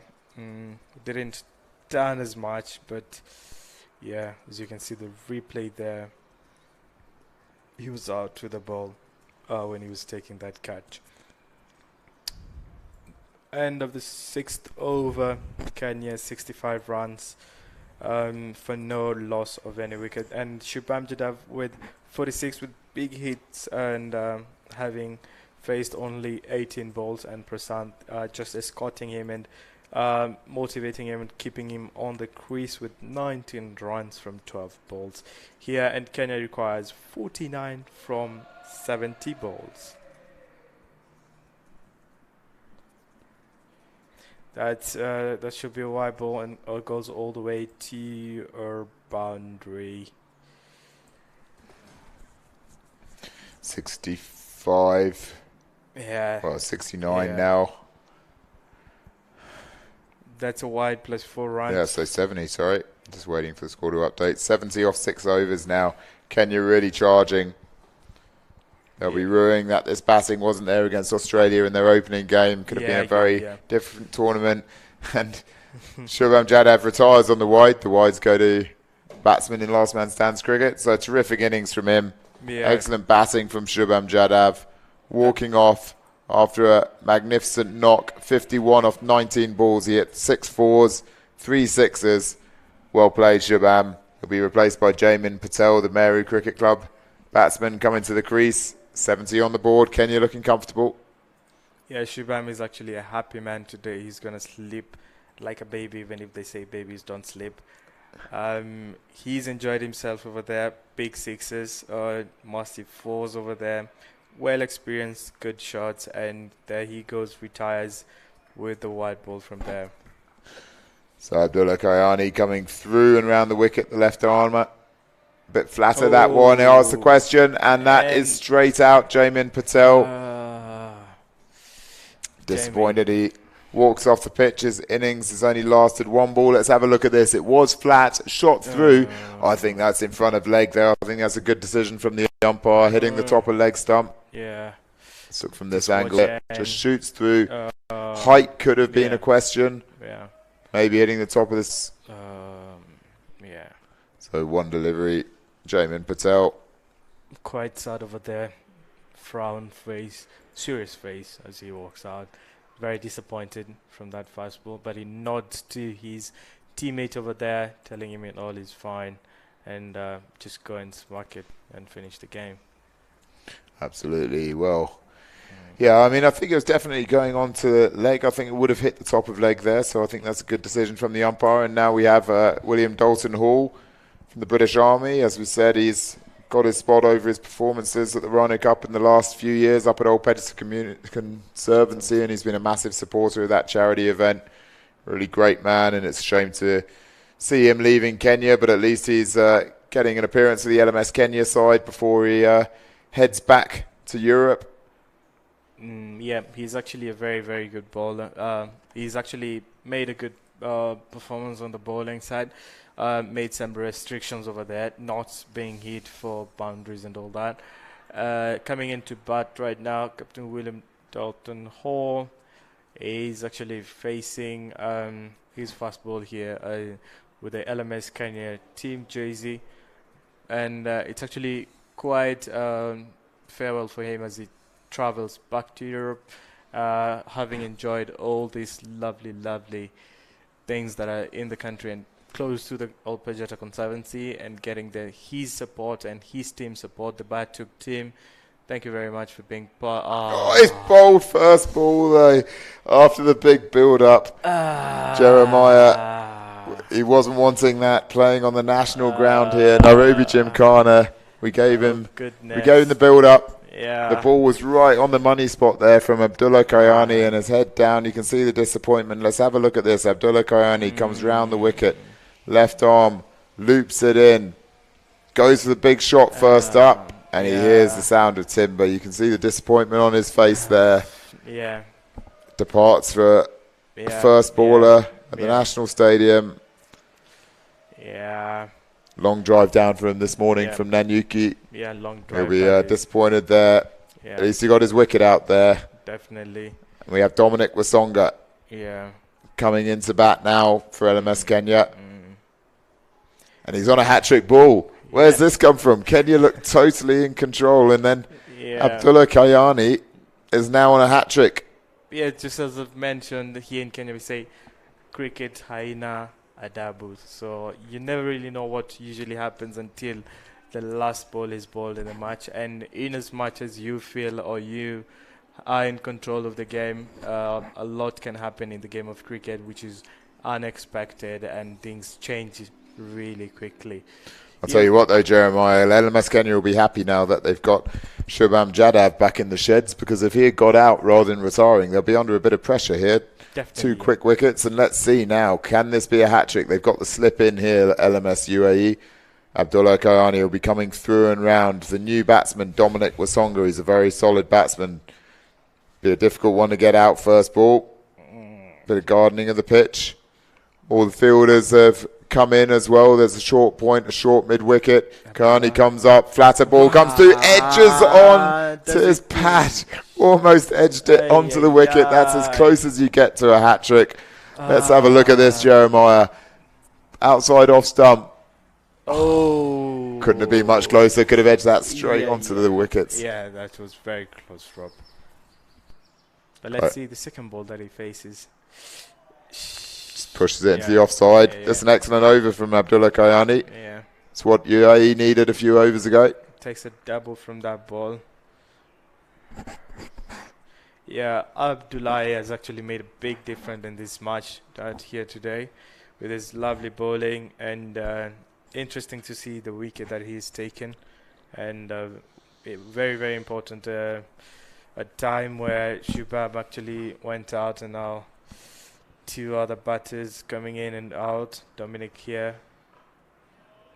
Suddenly there all seems like a bit of pressure here on the Kenyans, but they've got plenty of time. That's a real comeback over there. 2 wickets in it and just 2 runs, 2 dot balls.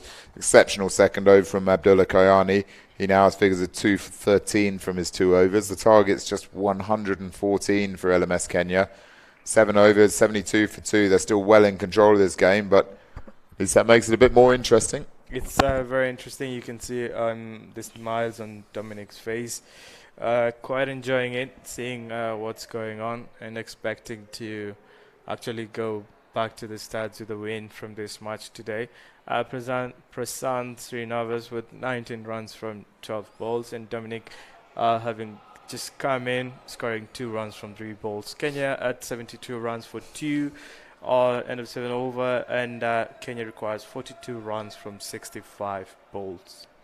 Ethan D'Souza comes in, the youngster from UAE. That's a good spin over there, faced by... What a shot there from Prasant Srinivas. Just leant back, what short step back, off the back foot. Let's have a look at this. Full swing of his arms. Yeah. A lot of power there, right out the middle. Flies the boundary. He hasn't faced many deliveries here, Prasant Srinivas. He's been relatively starved for the strike at 7.1 overs, and he's only faced 13 deliveries. Yeah.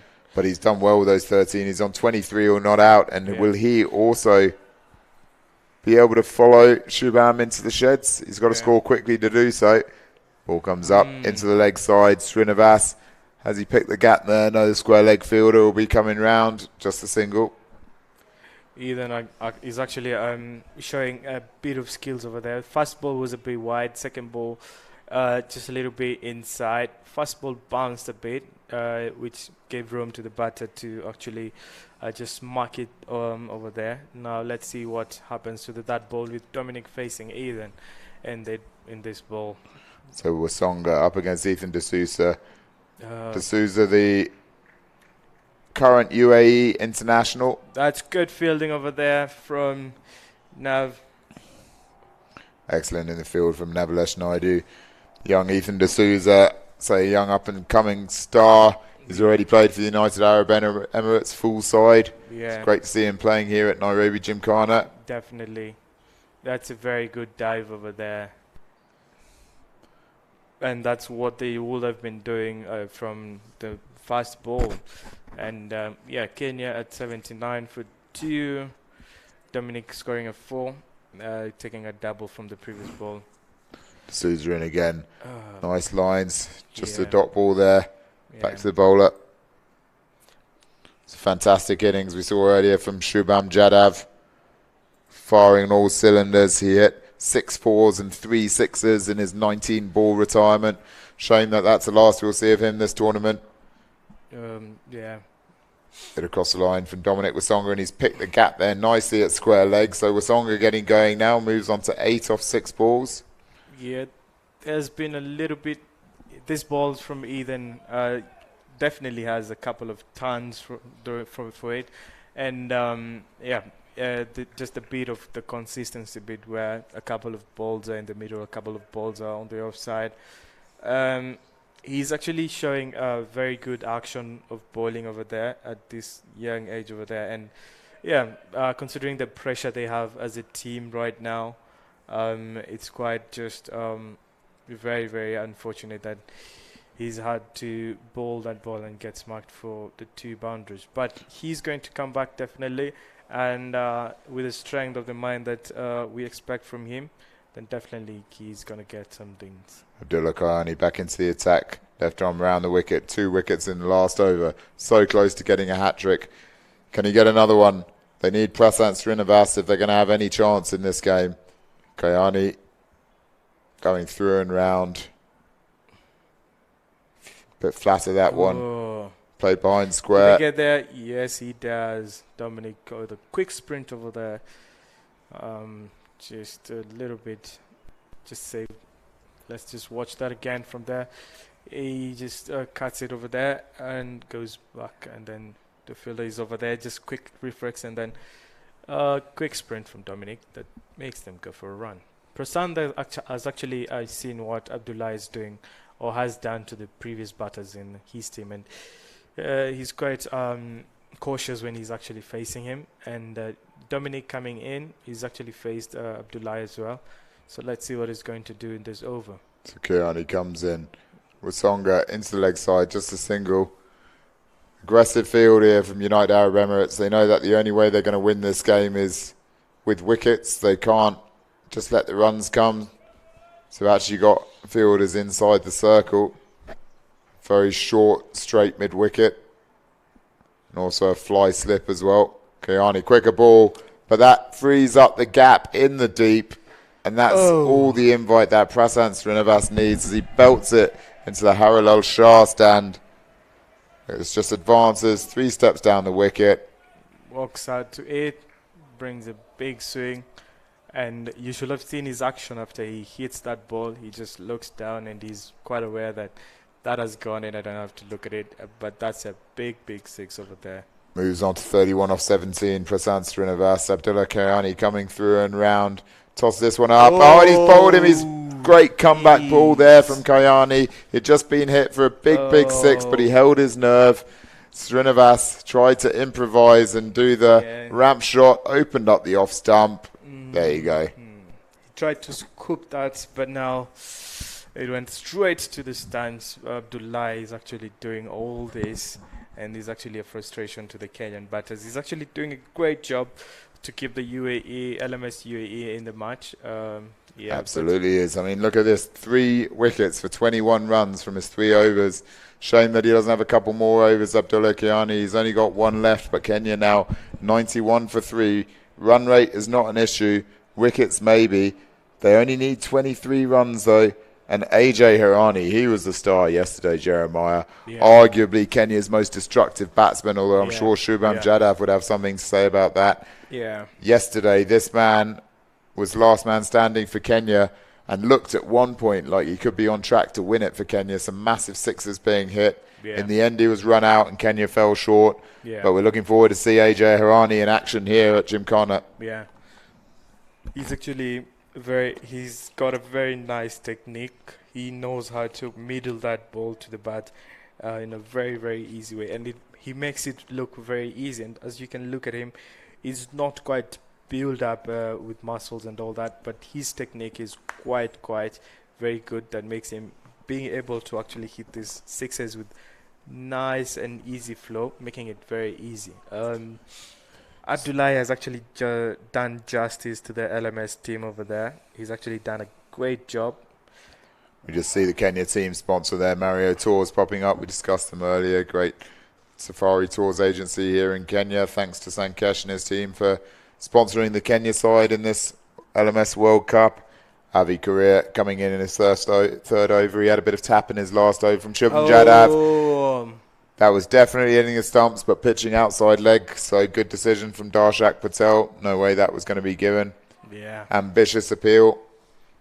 Dominic need to be very cautious right now, and because as I say, we may feel like we have 52 balls from 23, but we have lost 3 wickets already, and as you can see, these dot balls that are coming, those have been actually 5 dot balls from. Well, absolutely, and a wicket at the start of that, so this could be a maiden. No, Yeah. Wasonga works it off his legs.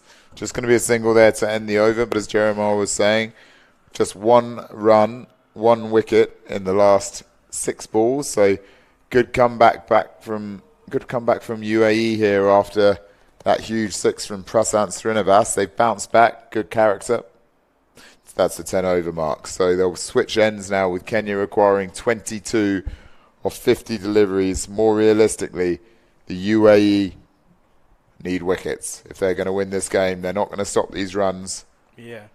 Abdullahi Kayani and Avi, the previous bowler, they're actually doing a great job. I think, no. I thought Souza was going in.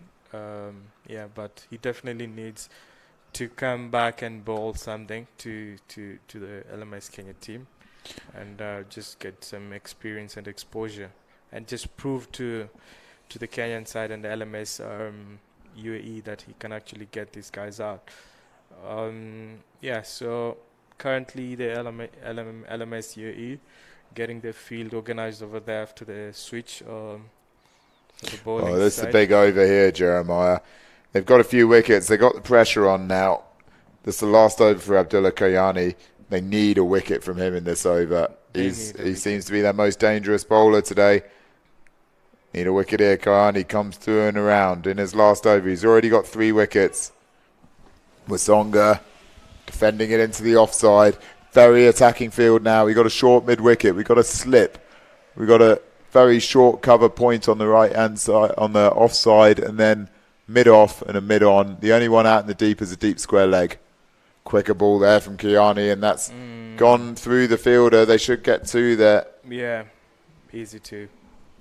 It's the risk of having all the field in. Anything that goes through them are going to be an easy 2, maybe even 3. Yeah. 3 balls left of Kayani's spell. Can he get 4 or even a 5-fer? He's got time to do so. The LMS UAE actually saving singles and all that and leaving the boundary all out with nobody over there. Cautiously played by Wasonga. He knows that it's the danger man, and he also knows that there's plenty of time for Kenya to win this game. They'll be desperate to go out on high, Kenya. They're not in the semi-finals, but if they win this, it'll be 2 out of their 4 pool stage games they would have won against Singapore and UAE. Yeah. They're looking on track for it at the moment. 94 for 3, chasing 114 to win. Tossed up there. Wasonga, as time goes back, picks the gap with most of the fielders in. There was only a deep square leg. He had all the time in the world to place that where he wanted, and he's done so. A boundary for Wasonga. Great batting. Let's look at this here, Jeremiah. He just watches it, goes to the leg side, he turns and just smacks it all the way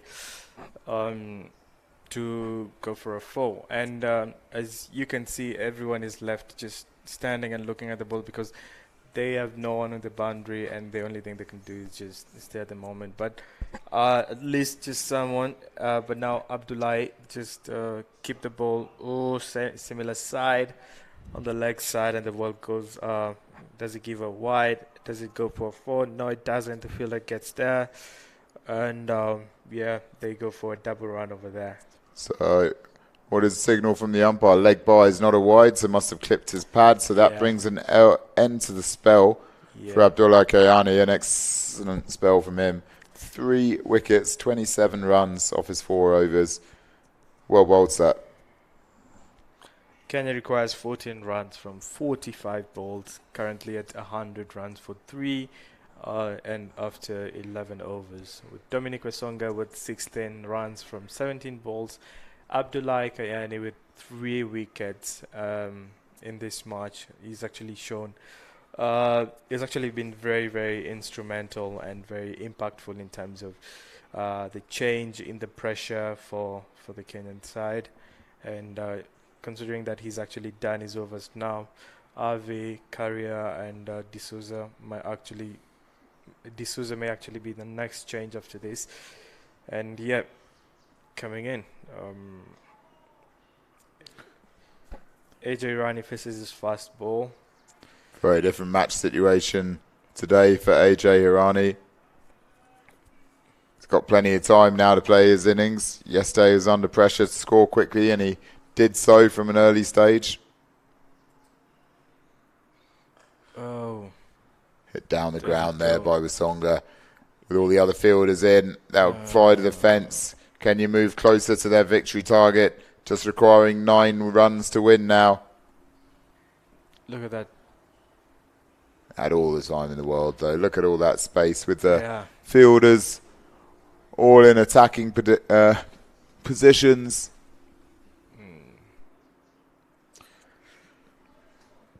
Avi Korea comes in again. Bit of a quicker ball that time through to the keeper. That was a bit quick. That was a bit quick. Wow. And quite thoughtful ball over there. And Dominic Wasonga, let's see. Avi is playing mind games with you. Oh, another quick ball there from Avi, and no run. So Avi has actually realized that Dominic, by giving him this shocker over quick balls, get him off guard before he actually right into keeper's pad, falls over the keeper. Yeah, might have hit his own stumps over there from that missing. End of the 12th over here. Avi Korea flights that one a bit more. Dominant Wasonga into the offside. It'll just be the single there to end the 12th over. So score moves on to 106 for 3. Only 8 runs required for Kenya to win this match against UAE. End of the spell for Avi Korea. None for 40 off 4 overs. Yeah, there you go. I think D'Souza comes in. So the young man, D'Souza, the UAE international, on to bowl. 8 runs needed. Can D'Souza pick up a wicket here just to slow the inevitable, which is an LMS Kenya victory? It's hard to see anything beyond that at the moment. 8 runs required and there's 8 overs left. It's been a comprehensive win here for the LMS Kenya team. Advance down the wicket with Zonga. Out to the deep, it'll just be a single. Yeah, tries to walk out of the crease, tries to go for a big hit, but now the ball gets him a bit on the ground and just takes a single from that ball. Ethan D'Souza comes in again, outside off stump, reaches across the line. AJ Hirani goes to leg side. That's going to be another single again. Kenya inching over the line here. D'Souza needs just a wicket to put up his name up there and have an impact in this game. Changes sides. No, same side. Wasonga on strike, flighted and a full bunger in the end, and Wasonga hits that hard down the ground for 4, moves on to 26. Kenya's victory target now only 2 away. It's been a good innings from Kenya. That was a full toss going on the offside. Dominic moves his bat, swings it and takes the ball to the onside, taking the ball for 4. Boundary that LMS UAE doesn't just needs to avoid. Dominic hits it there and it goes all the way straight to long on and takes a single from that ball. So just 1 run required. 1 ball left in Ethan D'Souza's over. This will be a comprehensive win for Kenya if they chase this with 7 overs to spare. So young Ethan D'Souza, the UAE international, puts it up there. Chops behind square. A bit of an ugly way to win it. Yeah. But AJ Hirani does it nonetheless. They just walk through for the single. Yeah, and pretty much that was a lucky run for the batter. Might be a disappointment to actually get to finish that game that way for D'Souza, but good bowling from him. Just a bit more experience and quite exposure for this match keeps him up. He's actually got a story to tell his young mates were back there in UAE, and it's been a good game here. LMS UAE versus LMS Kenya. 114 for 3. Kenya chases with 7 wickets to spare, with Dominic Wesonga 27 for 24 balls, and Irani AJ 3 from 3 runs. And that's a comprehensive win for LMS Kenya. Good to see the UAE and Kenya teams embracing after the game. Fantastic groups of guys. Thanks to the umpires as well, and especially to Gymkhana Club for their wonderful hosting of this tournament. That brings to a close the pool stages of the LMS World Cup. Semi-finals on tomorrow morning, with Bangladesh taking on Australia at 9 a.m. East Africa time, followed up at 11:30 a.m. East Africa time, South Africa against England. The two favourites, Bangladesh and South Africa, but can England or Australia spring a surprise? Great to see the teams shaking hands. Good camaraderie between all the teams here at this tournament. Wonderful conditions to play cricket in. It's been a true honour for all of them playing the week here at Nairobi Gymkhana. The final match for both these teams before the UAE travel back to Dubai, and the Kenyans travel back to the various parts of the country that they're from. Just that iconic view again of Nairobi Gymkhana. We just have a look at the LMS Kenya scorecard here. Prasant Srinivas, Shubham Jadhav. Great opening partnership again. Jadhav retired 51 from just 19 balls, which included 3 sixes and 6 fours. Srinivas, 31 off 18 balls. Jamin Patel, Will Dalton Hall, both departed Golden Ducks, but Dominic Wasonga steadied the ship with an unbeaten 27, supported at the end by AJ Hirani, as Kenya chased down the runs with 5 wickets and 7 overs to spare. The UAE bowling, Nav Naidu, he looked quick and he was unlucky. His figures were not as good as he bowled. 2 overs, none for 18. Jay Beattie, just 1 over for 8. Avi Correa bowled his 4 overs for 40. Ethan D'Souza, the young UAE international, 2 overs, none for 19. But the pick of the bowlers, without a doubt, the left armour, Abdullah Kayani, 4 overs, 3 for 27. But it wasn't quite enough. Congratulations to LMS Kenya on a terrific win there to end their tournament on a high. Thank you, Jeremiah, for joining us. And tomorrow we'll be back here again for the finals day from Gymkhana here in Nairobi. Thanks to you all, and have a great night. Have a great night here at Gymkhana. The grounds are going to be covered. We need you to also, if it's not on your place, get your sheets and cover yourself as you have a good night. Cheers. I've been Jeremiah, voice of cricket in Kenya. Bye-bye. See you tomorrow.